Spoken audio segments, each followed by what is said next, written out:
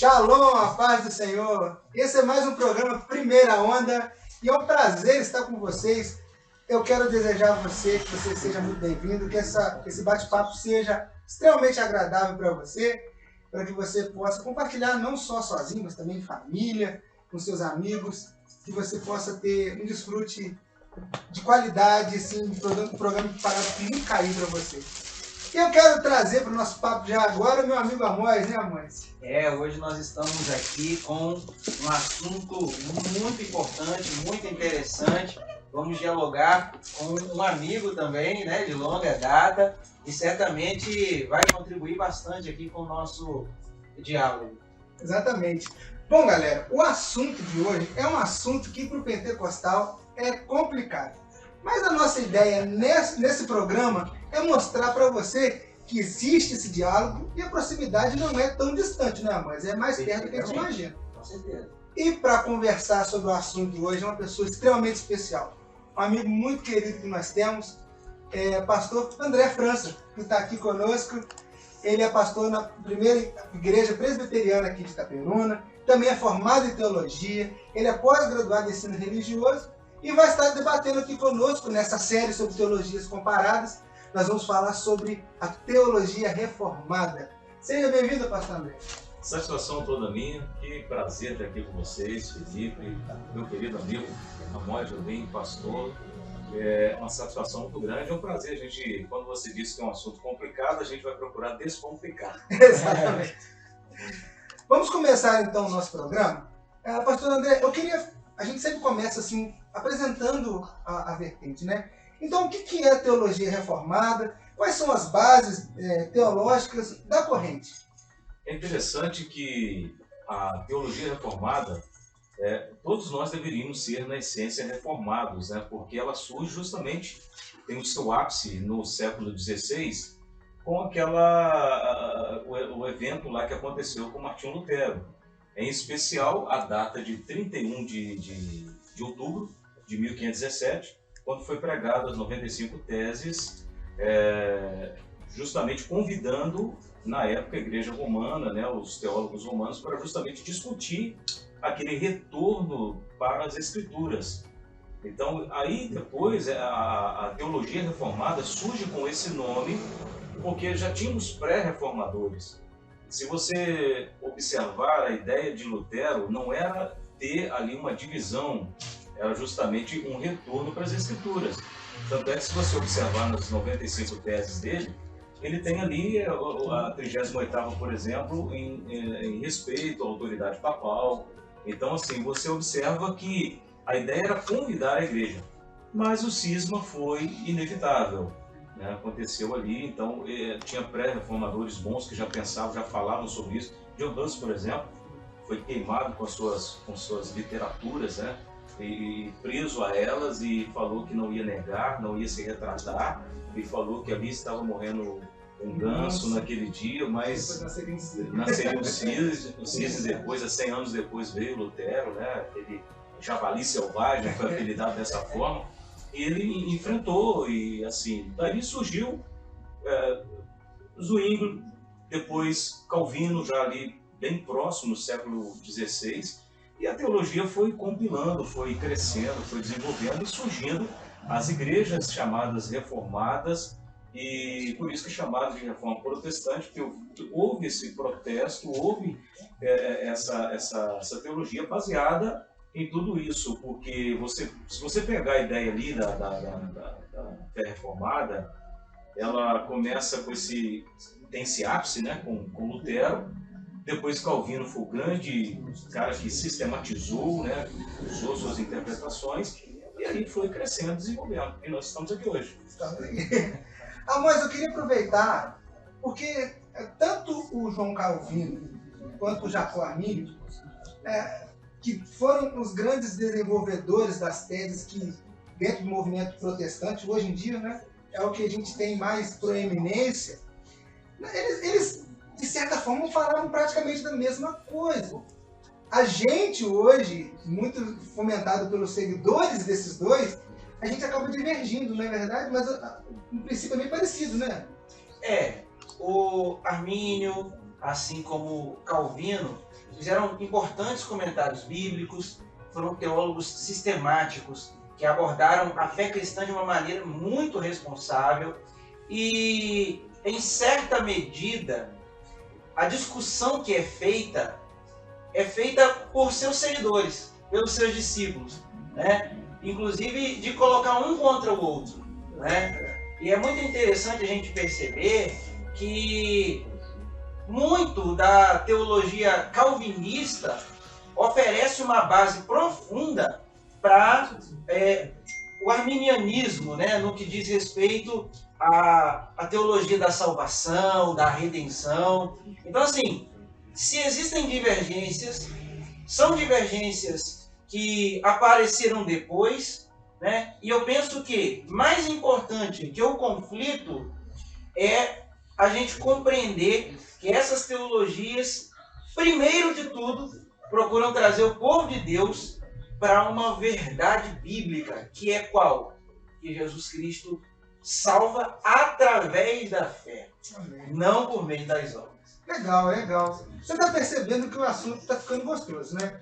Então tem bastante coisa, bastante pontos em comum. E o legal do pastor André é que, além de ser um amigo, conhecido, né, já um conhecedor da palavra de Deus, ele teve esse contato com o movimento pentecostal também, então pode trazer para a gente essas experiências. E aproveitando, pastor André, eu queria que o senhor falasse um pouquinho também, como é que foi esse contato do senhor, mas quais seriam os pontos de proximidade da teologia pentecostal e da teologia reformada? Então, a teologia reformada, eu que já estive, né? A minha história é o seguinte: eu nasci num berço presbiteriano e por um tempo, até por alguma questão até de opção, também nós tivemos envolvidos com a fé pentecostal na Assembleia de Deus, mais propriamente dito.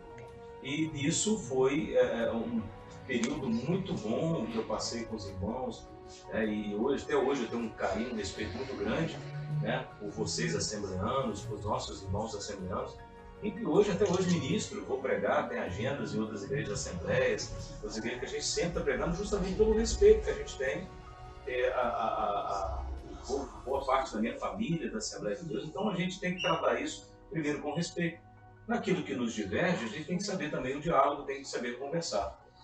E a fé reformada, no primeiro ponto, até esqueci de mencionar, que depois de Calvino ter feito os comentários, na verdade, quando a gente fala sobre calvinismo e fé reformada ou teologia reformada, a fé reformada e teologia reformada, ela abrange não só o calvinismo.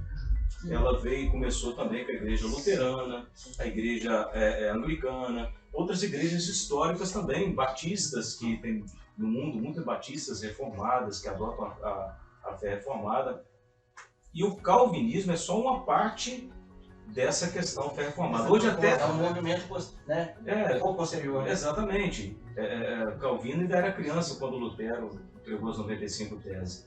E isso aí veio logo, e ele, como um homem muito inteligente, ele comenta, faz esses comentários, suas institutas e tudo mais. Então hoje até assemelha, está bem próximo, quem é da fé reformada é calvinista, porque parece que afunilou e apontou para isso. A presbiteriana hoje é uma igreja histórica, surgida justamente naquele período da reforma, né? John Knox, né? Que traz essa ideia do presbiterianismo, e outro que é um sistema, que é uma forma de governo. Aí tem a igreja presbiteriana, mas tem outras igrejas com outros nomes, outras denominações, que tem o sistema de governo que é o presbiteriano. Né? Interessante.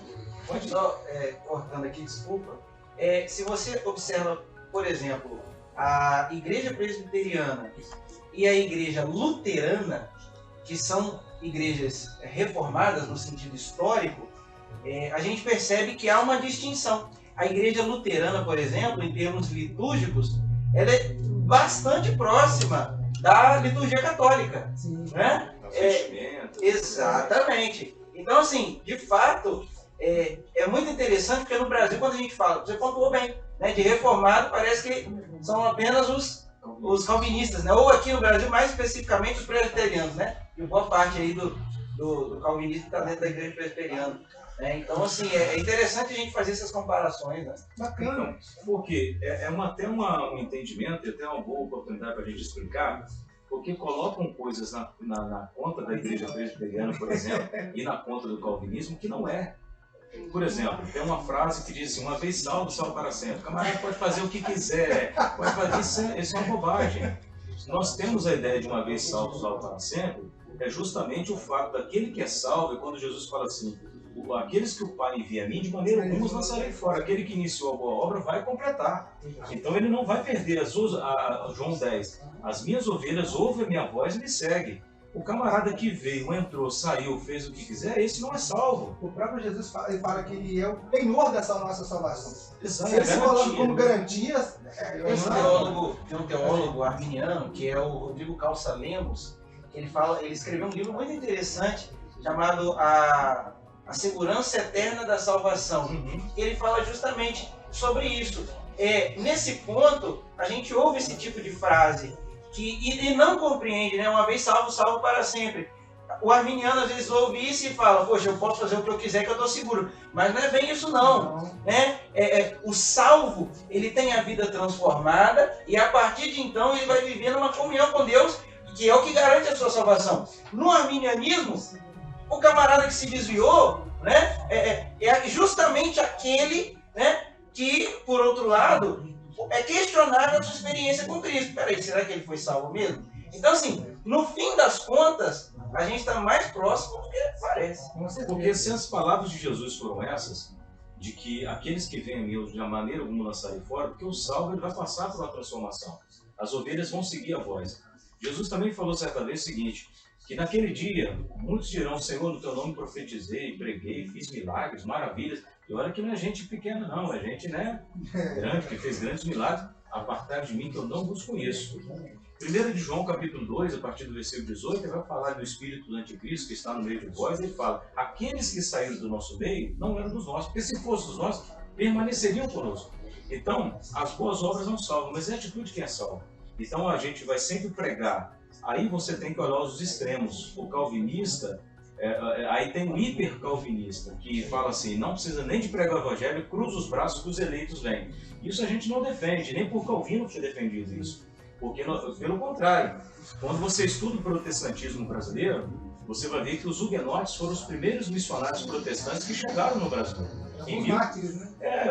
Villegagnon, que quando veio para cá o francês, mandou carta para Calvino, seu conterrâneo, pedindo que enviasse. Ele enviou e em 1557 chegaram no Brasil. Que teve até a primeira Santa Ceia das Américas, o primeiro culto das Américas, foi justamente os huguenotes enviados por Calvino. As maiores expedições missionárias, Calvino liderou, enviou, e sabemos, sabe por quê? Porque é o seguinte, o que o calvinismo vai pregar entre muitas outras coisas? O que é o calvinismo? É você pegar os escritos de Calvino, as suas interpretações, e entender que aquele escrito ali aproxima das escrituras da Bíblia. Então, por isso que não é uma questão, a gente vai adotar, o presbiteriano é calvinista, doutor Calvino. Nem tanto. Por exemplo, os nossos símbolos de fé, a Confissão de Westminster, sim, o Catecismo Maior e o Breve. Não tem nem as institutas de Calvino. Nossos 3 símbolos de fé adotados pela nossa doutrina, o credo apostólico, que todos nós compartilhamos. Então não temos dificuldade para entender isso sobre a questão da fé reformada.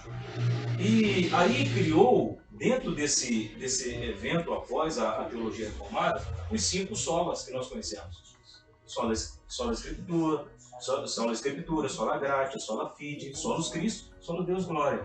Então a gente sabe que isso aí foi formado ao longo do tempo. Depois, através de Calvino e depois dos estudos, foi criada a Tulipe, né? Que é aqueles 5 pontos do calvinismo: depravação total do homem, expiação limitada, graça irresistível, a perseverança final. Então, todos esses pontos do calvinismo, nós concordamos em muito com eles, não tem dificuldade.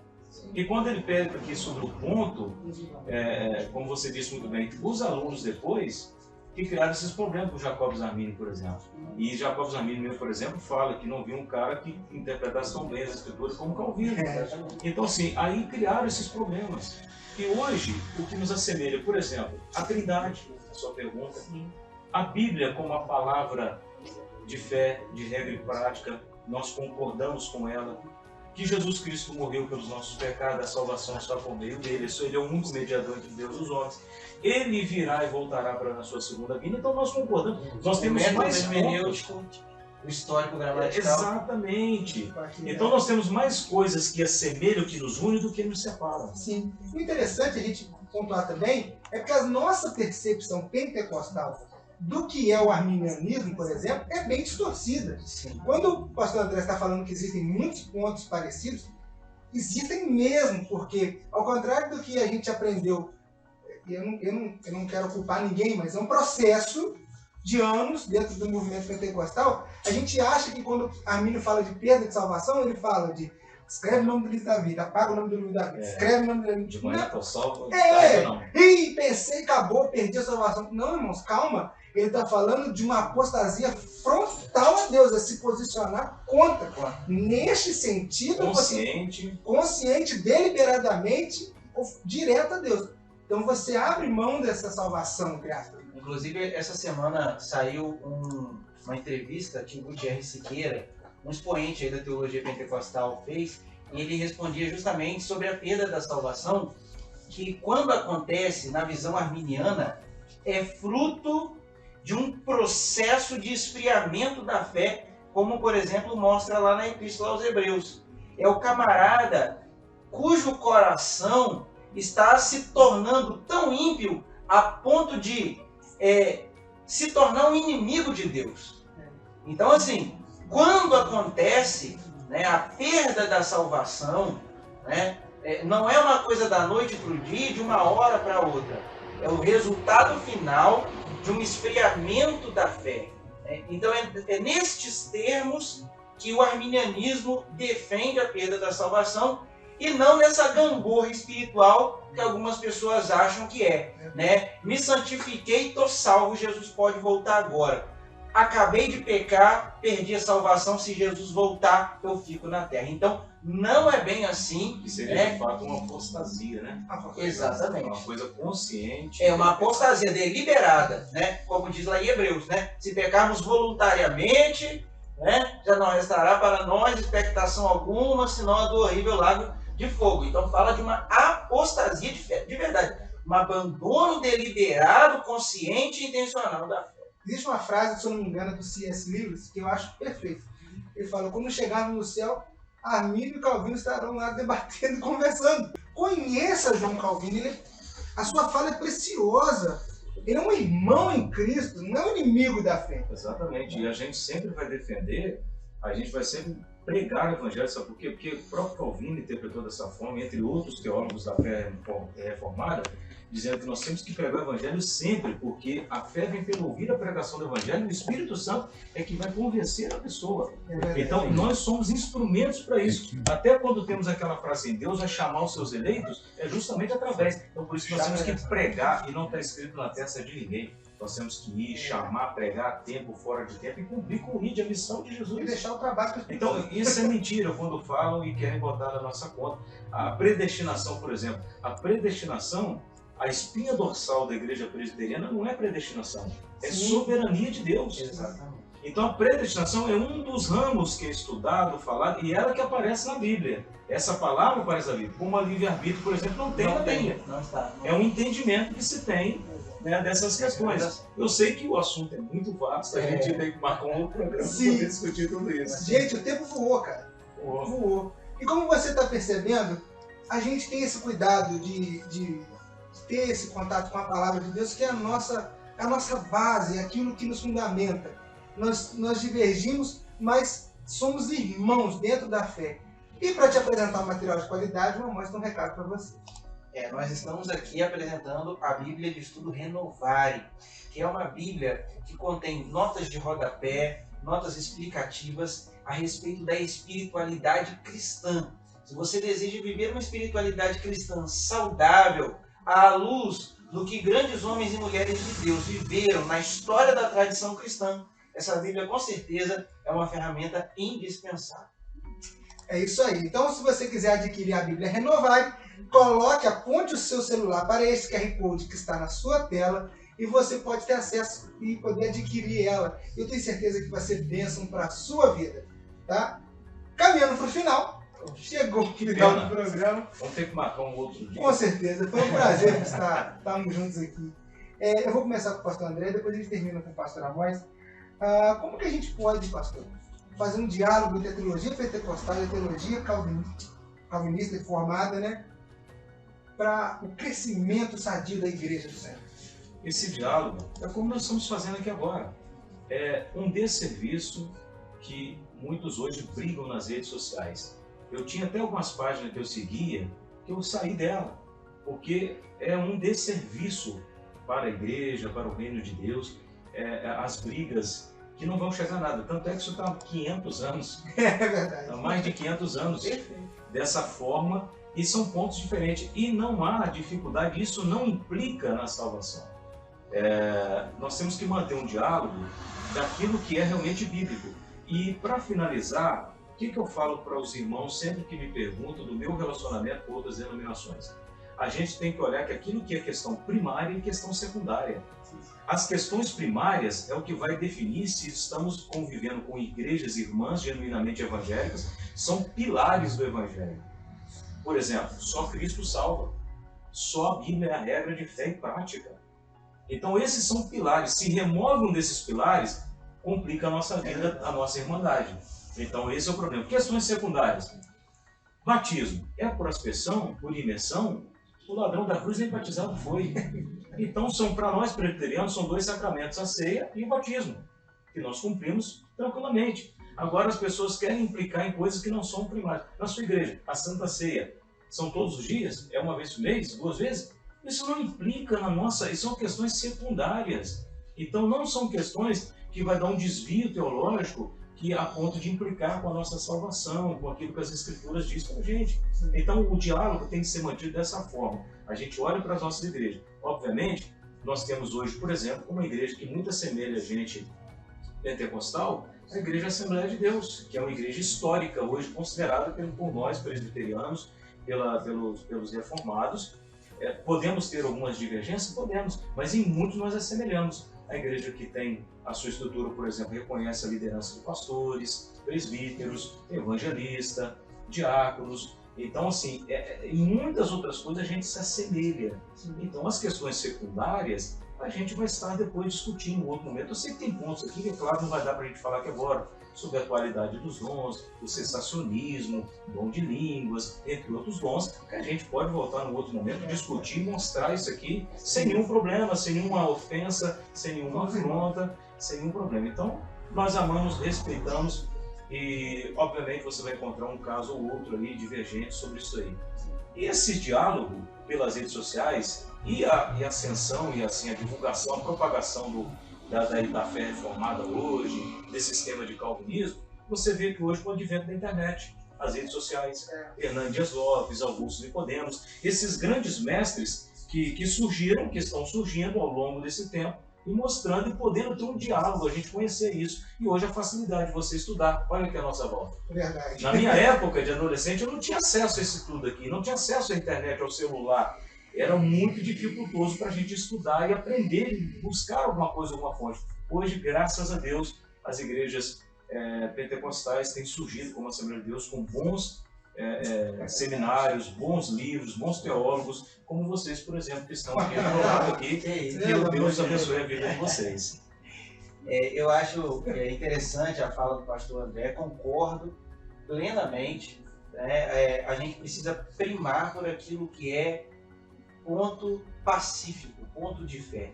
Uma coisa que eu achei interessante, na Declaração de Fé da Assembleia de Deus, publicada em 2017, é que ali na introdução, o responsável, o presidente da comissão, o pastor Ezequias Soares, comentou que ele pesquisou em algumas confissões de fé para produzir a declaração de fé, e uma delas foi a confissão de Westminster. Então tomou como modelo para se ter uma direção, né? E eu acredito que isso é muito bonito.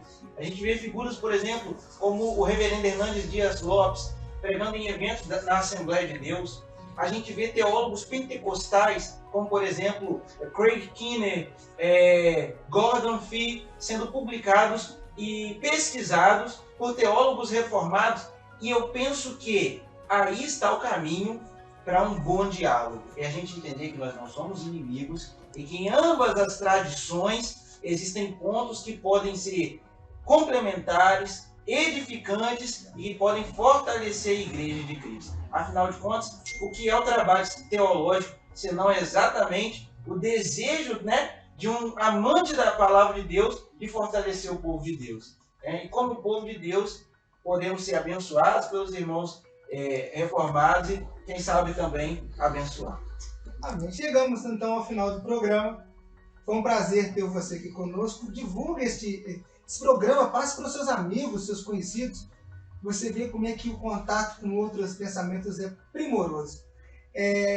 Não seja levado por ondas de teorias. Conheça, procure saber, participe, entenda a beleza da multiforme graça de Deus. Tá? Eu te vejo no próximo programa Primeira Onda. Foi um prazer estar com você e até a próxima. Tá?